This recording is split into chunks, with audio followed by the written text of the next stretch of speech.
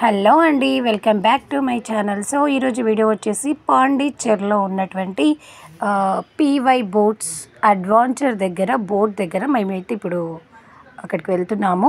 Boating అంటే ఇదంతా కూడా ఇక్కడ చాలా చూడాల్సిన ప్లేసెస్ చాలా ఉన్నాయి. అదన్నీ కూడా మనం వాటర్లోనే ట్రావెల్ చేస్తూ కొన్ని ప్లేసెస్ ఉన్నాయి అక్కడ చూడడం అన్నమాట. ఇది జర్నీ ఒక 1 అవర్ దాకా ఉంటుంది వాటర్ బోటింగ్లో.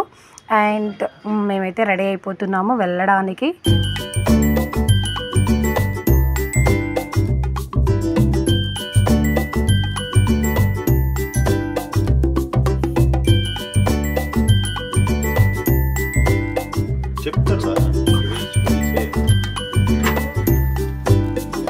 ఇప్పటిదాకా నోట్ వేసాను.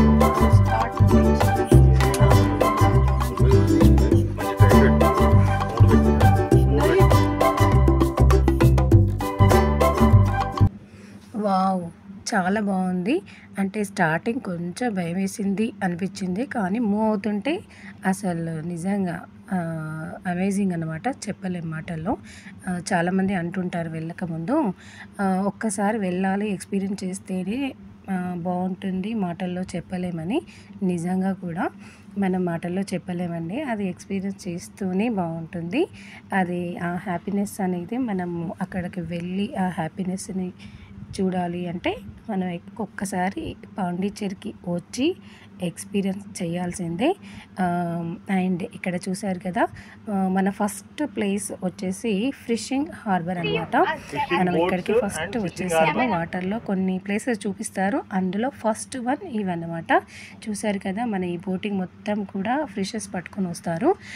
ఎక్కడికో 15-20 డేస్ వెళ్ళి సముద్రం మధ్యలోకి వెళ్ళి ఆ బోట్లలో ఫిషింగ్ మొత్తం పట్టుకొని అన్ని రకాల ఫిషెస్ పట్టుకొని వస్తారట.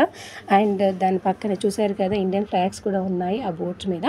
అండ్ నెక్స్ట్ మనకు అక్కడ ఆ ఫిషెస్ అన్నీ తీసుకొచ్చి కూడా అవతల సైడే మనకు మార్కెట్ ఉంటుంది. ఆ మార్కెట్లో ఈ ఫిషెస్ అన్నీ అమ్ముతారంట. దాదాపు సముద్రం మధ్యలోకి వెళ్తే కనుక వాళ్ళు ఒక 15 డేస్ అంటే వాళ్ళు ఆల్మోస్ట్ శ్రీలంక దాకా వెళ్ళి ఫిషెస్ అన్నీ పట్టుకొని వచ్చి ఫ్రెష్ ఫిషెస్ అన్నీ కూడా అక్కడ అమ్ముతారు. అండ్ అవతల సైడ్ మార్కెట్ ఉంటుంది. ఎప్పుడైనా అక్కడ పాండిచ్చేరిలో ఉన్న వాళ్ళు ఫ్రెష్గా తినాలి అనుకుంటే కనుక అక్కడికి వచ్చి తీసేసుకుంటారు. అండ్ మనము అక్కడ చూసారు కదా, అక్కడ చిన్న బోట్స్ పెద్ద బోట్స్ అన్నీ ఉన్నాయన్నమాట. అండ్ ఆ బోట్స్లో ఉన్న వాళ్ళకి పాపం అంటే మనకు వాటర్లో వెళ్తుంటే కాసేపు ఉంటేనే చాలా భయం వేస్తుంది. వాళ్ళు అలాంటిది ఒక 15 డేస్ 1 మంత్ అలా వెళ్ళి సముద్రం మధ్యలోకి వెళ్ళి ఆ వాటర్లోని సగం జీవితం వాళ్ళకి గడిచిపోతుంది. అందులోనే హార్బర్ నుంచి మరొక చోటుకి వెళ్ళబోతున్నాము. అదే మ్యాంగ్రోవ్ ఫారెస్ట్. ప్రపంచంలోని అతి పెద్ద లాంగెస్ట్ ఫారెస్ట్లో ఇది సెకండ్ వన్ అన్నమాట. ఇది చాలా అద్భుతంగా ఉంది, హ్యాపీగా ఉంది. అండ్ ఇక్కడ చాలా షూటింగ్స్ అవి జరిగాయి. దశావతారంలో ఫస్ట్ సాంగ్ చూసుకుంటే ఇక్కడే అన్నమాట ఆ షూటింగ్. అలా వాసు సినిమాలో ఇంకా కొన్ని మూవీస్లో కూడా ఇక్కడే షూటింగ్స్ జరిగాయి. మనకు ఎంట్రీ అవుతున్నాము మ్యాంగ్రోవ్ ఫారెస్ట్. చూసారు కదా, ఎంత గ్రీనిష్, ఎంత అద్భుతంగా ఉందంటే అసలు మాటల్లో చెప్పలేము. అది పర్సనల్గా ఎక్స్పీరియన్స్ చేయాల్సిందే. అండ్ ఎన్ని చెట్లు అంటే సముద్రం మధ్యలో వాటర్ మధ్యలో వెళ్ళి అక్కడ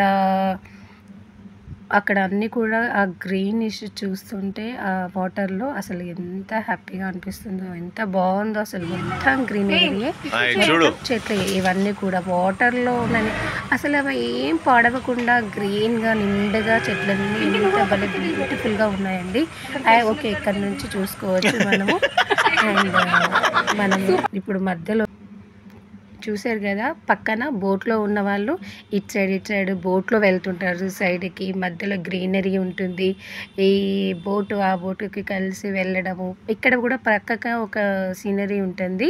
అక్కడ ఆపేసి ఇంకా మనం వెళ్ళాలి అనుకుంటే అక్కడికి వెళ్ళి అక్కడ సినిమా షూటింగ్స్ అవి అలా జరుగుతాయి. అక్కడ కూడా మనం వెళ్ళొచ్చు, కానీ మేము వెళ్ళలేదు. మేము డైరెక్ట్గా వచ్చేసింది.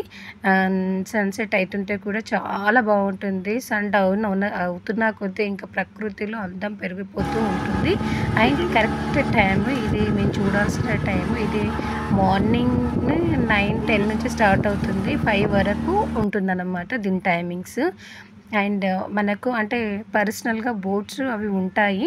అంటే మనం అందరూ కలిపి ఒక 10, 15 మెంబర్స్ కలిపి వెళ్దాము అంటే ఓకే. అలా ఉంటుంది. లేదు మా ఫ్యామిలీకి కావాల్సింది ఒక 3, 4 మెంబర్స్ మాకే పర్సనల్‌గా ఉండాలి అనుకుంటే కనుక ఇంకో ఇలాంటి బోట్ ఉంటుంది. అండ్ అంటే కొంచెం దానికి దీనికి డిఫరెంట్ కాస్ట్ ఉంటుంది. అది మనం చూసుకొని మాట్లాడుకొని వెళ్ళాల్సిందే. చూసారు కదా వాటర్ ఇలా వెళ్తూ ఉంటే మూవ్ అవుతూ ఉంటాయి చెట్లు. అసలు ఎంత గ్రీనిష్‌గా ఎంత బ్యూటిఫుల్‌గా ఉందంటే అసలు మాటల్లో చెప్పలేము. వాటర్ అలా వెళ్తూ ఉంది. ఎంత బాగుంటుందో. అండ్ అక్కడ ఆపేసి ఆ చెట్ల దగ్గర ఇంకా మనము స్నాప్స్ అవి దిగొచ్చు. చాలా బాగుంటుంది. దాని దగ్గరికి వెళ్ళి ఆపడం కూడా జరిగింది. అండ్ ఇలా 5 తర్వాత అలో చేయరండి. 5 లోపే వస్తే మనం ఎంత త్వరగా వస్తే అంత బోటింగ్ మనకిస్తారు. ఇదేంటంటే చాలా వరకు మనం ఒక 10-12 మెంబర్స్ ఈ బోట్‌లో పడతారండి. లేదు స్పెషల్ బోట్స్ ఉంటే కూడా ఫ్యామిలీస్ తోటి ఎక్స్‌ప్లోర్ చేయాలి అనుకునే వాళ్ళు చాలామంది అలా చేయాలి అనుకుంటారు కదా! ఎక్స్‌ప్లోర్ చేయాలనుకుంటారు కదా! వాళ్ళు మళ్ళీ తర్వాత మనం ఎక్స్‌ప్లోర్ చేయొచ్చు. ఇప్పుడు వీళ్ళు బోటింగ్ వాళ్ళు చాలామంది ఉన్నారు. అండ్ మనం నెక్స్ట్ ప్లేస్ వచ్చేసి ఇదే అండి. హిస్టారికల్ అరికెమేడు ప్లేస్ అండి ఇది. Shooting spot. అండ్ ఇక్కడ చాలా బాగుంటుంది. అక్కడికి చాలా విషయాలు ఉంటాయి ఇక్కడ కూడా. చూస్తే ఇది పాడబడ్డట్టుగా ఉంటుంది. కానీ ఇదేంటంటే ఫ్రెంచ్ రాజు రాణికి సంబంధించిన కోట అన్నమాట ఇది. ఏంటంటే వాళ్ళు స్పెషల్‌గా నిర్మాణం చేసుకున్నటువంటిది రాజు రాణి కోట. అండ్ ఇక్కడ photo shoots and wedding shoots కూడా జరుగుతున్నాయి. చాలా పురాతనమైన కోట ఇది. ఫ్రెంచ్ రాజు రాణికి సంబంధించిన కోట అండి. ఇక్కడే ఉండి సముద్రం మధ్యలో ఉంటుంది కదా ఈ కోట. అందుకని అక్కడి నుంచి వాళ్ళు ఇంకా వాళ్ళ బిజినెస్ అది చేసుకునేయడానికి వాళ్ళకి ఈజీగా ఉండేదంట. అప్పుడు ఇక్కడ నిర్మించుకున్న కట్టడం ఇది ఫ్రెంచ్ వాళ్ళు. అండ్ ఇది చాలా పురాతనంగా చాలా ఇట్లా ఉందన్నమాట అది. కానీ షూటింగ్స్ బాగా అవుతాయి. అక్కడికి వచ్చిన వాళ్ళు మ్యాంగ్రోవ్ ఫారెస్ట్‌కి వచ్చిన వాళ్ళు కంపల్సరీగా ఇది చూడవలసిన ప్లేస్. అండ్ ఇలా మళ్ళీ నెక్స్ట్ వేరే ప్లేసెస్కి వెళ్తున్నాము. అండ్ నెక్స్ట్ వెళ్ళే ప్లేసెస్ కూడా చెప్తాను.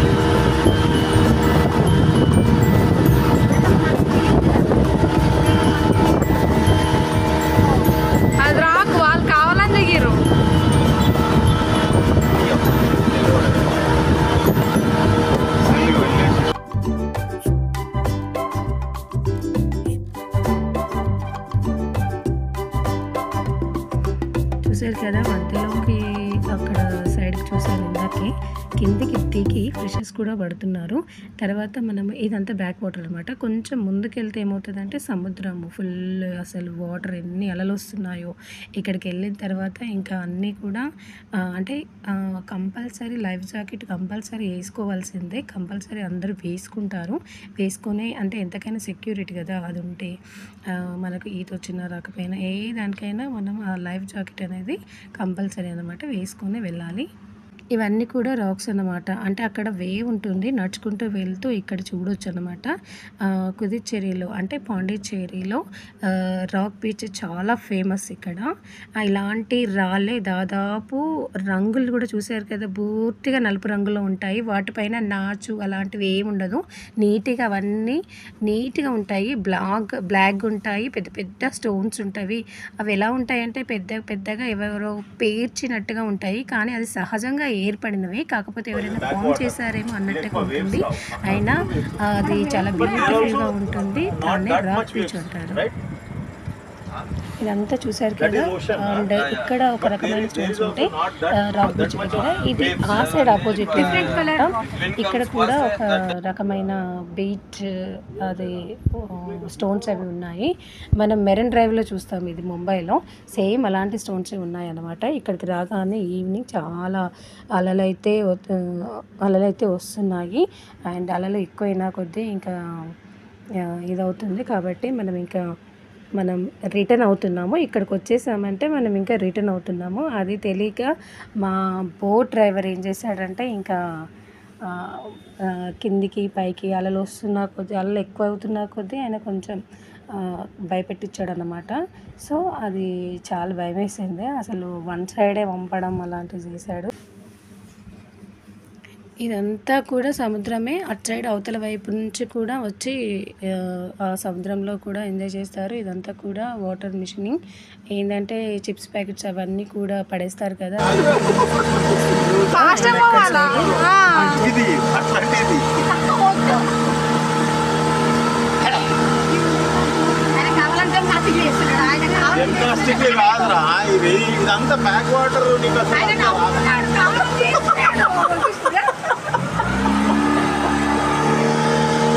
అంతకన్నా నువ్వే భయపడ్డావు, దీనికి నీకన్నా ఎక్కువ భయపడుతుంది.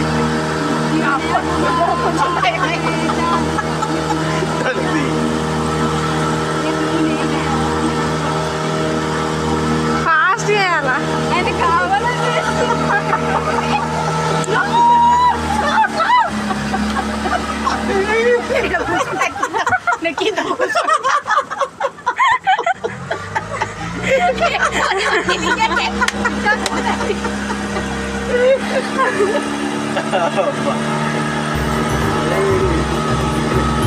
గట్లుండాలి అడుగులు.